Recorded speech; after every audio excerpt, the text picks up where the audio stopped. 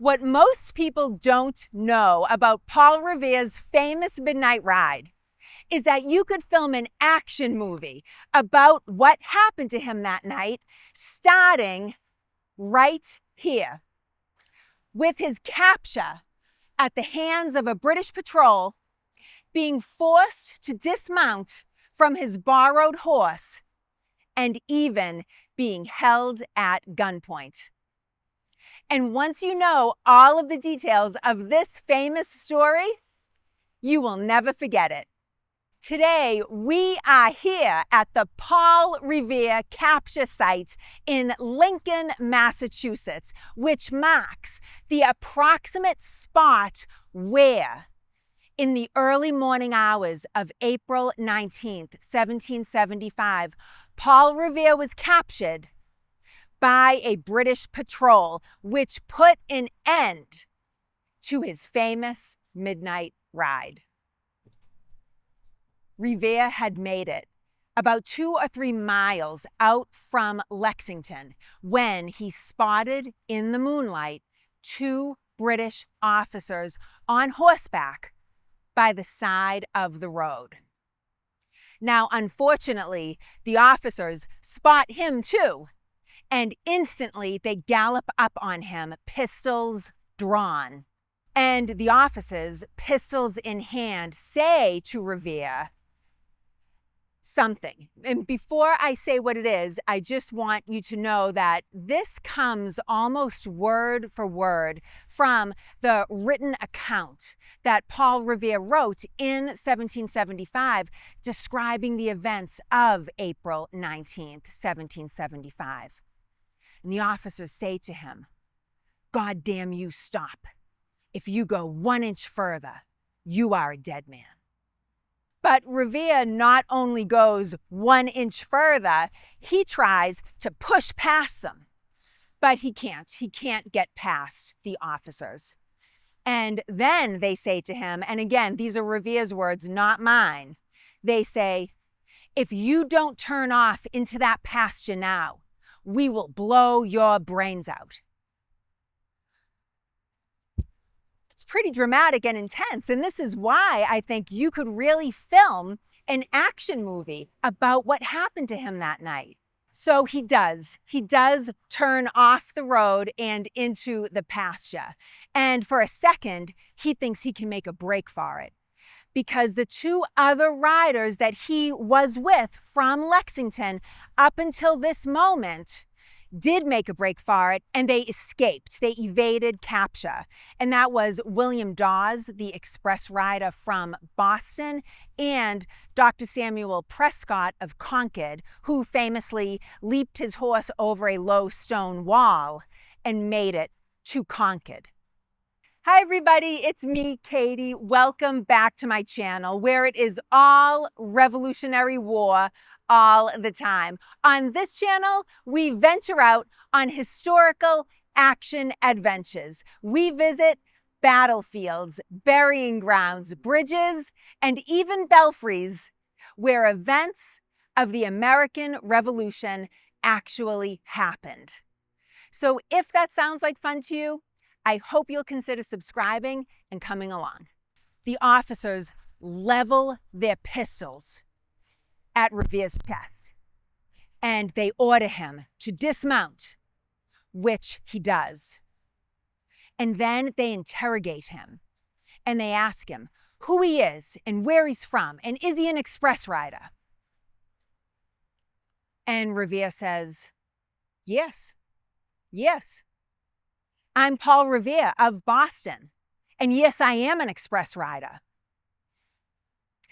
And Revere can't resist sticking it to the British a little bit, because then he says to them, "You're going to miss your aim." Meaning, you are not going to get what you came out here for. Meaning, the munitions at Concord. And then Revere says, and this makes me laugh, in his written account, he says that one of the British officers then said, "Oh, No, no, no. We're out here on this road tonight looking for deserters from the army. Revere doesn't buy it. He does not buy it because he knows. He knows they're after the munitions stockpiled at Concord. Revere very boldly says, I know better. I know what you really want. But there are soon going to be 500 Americans here because I've alarmed the whole countryside up from Boston.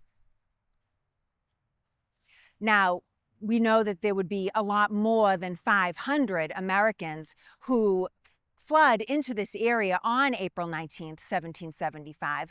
Estimates are that there were probably anywhere from 3,000 to 5,000 militiamen who responded on April 19th.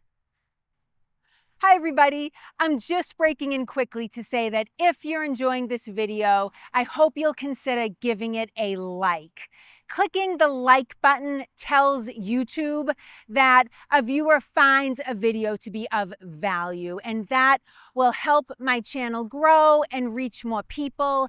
And also, it tells YouTube that there is an audience for Revolutionary War content, which I believe there is. So if you're enjoying this video, I hope you'll give it a like or consider subscribing. Thank you all so much to those of you who have liked my videos and who have subscribed. It means a lot to me to have you all along on this journey.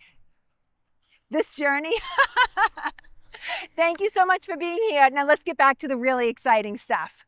So after Revere informed the officers that he had indeed alerted the whole countryside, a Major Edward Mitchell of the 5th Regiment of Foot strides up to him and claps his pistol to Revere's head. And he says to him, I'm going to ask you some questions, Revere. And if you don't tell the truth, I am going to blow your brains out.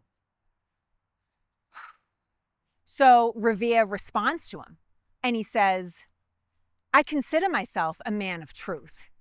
You've stopped me on the highway, made me a prisoner, I know not by what right. I'll tell you the truth, because I'm not afraid. We're really getting a sense, I think, of the flesh and blood Paul Revere, kind of beyond the Boston silversmith, the midnight rider. This is kind of the physical presence of Paul Revere and the strength of his personality and his convictions coming through 250 years later. So Major Mitchell asks Revere a few pointed questions, and Revere gives the same answers that he did before. And finally, Major Mitchell allows him back on his horse. But he's not allowed to hold the reins. The reins are given to another British officer, and Revere is going to be led on horseback. And Major Mitchell says, we are now headed back to your friends. And if you try to escape, or if we are insulted, we will blow your brains out.